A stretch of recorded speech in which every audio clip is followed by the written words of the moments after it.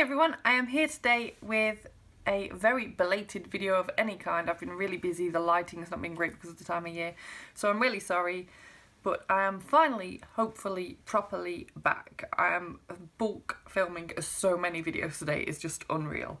So here we are with the Bookstore Book Tag, and this was created by Brit Reads. I will link her channel down below. And I really liked this tag because it was just a little bit different, focusing more upon bookshops and the experience. So question 1.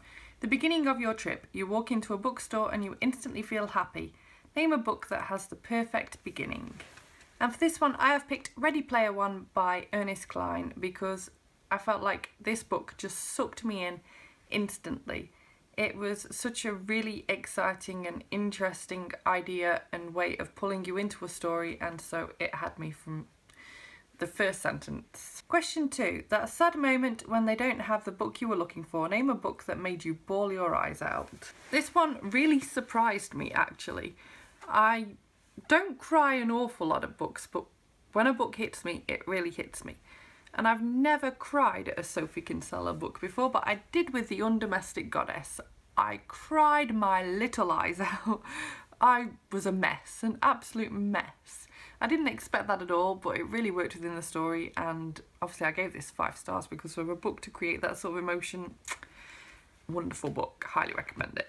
Question 3, that moment you're looking around and you find a random book that just speaks to you. Name a hidden gem. Now for this one, I am picking a book that an author sent me a year or 2 back now. It's really unknown and I want more people to read it. And that is Hillary's Head by Tim Stutler.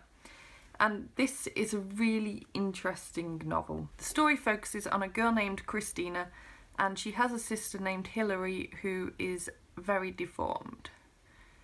Apparently her head is swollen and gruesome, and it just follows the effect that this has on Christina, and also really explores so many... Oh, my little hamster's up. What is she doing? Why would you walk around with your eyes closed? That's just silly. Go and get back in bed. Don't wake you up filming. I'm sorry. I film on top of a hamster cage, and I think I actually, for once, woke her up. Go back to bed. If any of you are wondering, I've got a Roborowski dwarf hamster. So she's a really little, tiny little darling, but she's absolutely loopy. And she's just over 2 years old now, so she's becoming a bit of a granny. But yeah, back to this book. It's a really interesting, twisty journey, and stuff happens in this that you don't expect to happen, and the character development and everything else is just fantastic, and I was really surprised by this one. Question 4. That moment you finally find the book that you were looking for. Name a book that you've waited months and months to be released. And for this is one that I've still not read. I actually planned this video quite some time ago now, and I'd assumed that I would have read it by now, but no. So it's The Bronze Key by Cassandra Clare and Holly Black, and I read the first 2 books in the Magisterium series pretty much instantly as each one came out, and absolutely adored them both.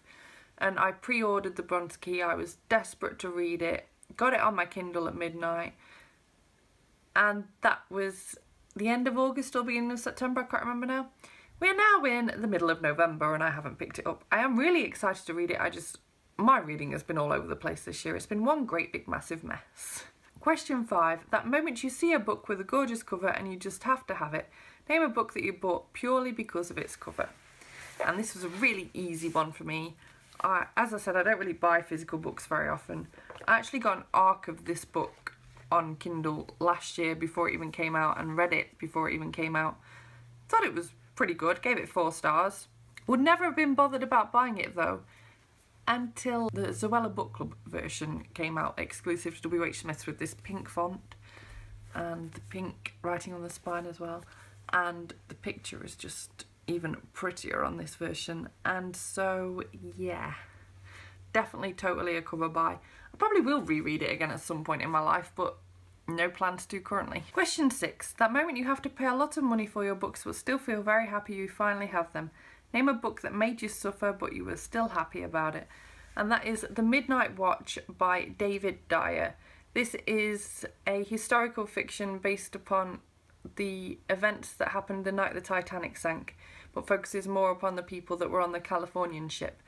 And this book absolutely ruined me in places. It was such an emotional roller coaster. I was a mess at times, but it was all so worth it. It taught me things that I didn't know that even happened. Like, I didn't know the Californian was a thing. I didn't know that people could potentially have changed what actually happened that night via actually just going and rescuing rather than what actually happened, which was to not go and rescue. But there we go. It's a very enlightening and informative and really well researched historical fiction, and I highly recommend it. Question 7. Walking out of the bookstore feeling super happy and excited. Name a book with a perfect ending. And this, do I really have to say any more? This is just such a beautiful book with a beautiful ending. If there was ever such a thing as a happily ever after, this book is it. Now I'm gonna have to re-evaluate who I've wrote down to tag, because I prepared this that long ago. I don't know whether these people have now done it. So I will go and check and see who's actually done it and write down below who I'm actually tagging. So thank you so much for watching this video. Please give it a thumbs up, subscribe if you want to see more book reviews and other bookish content from me, and I will see you in my next video. Bye bye!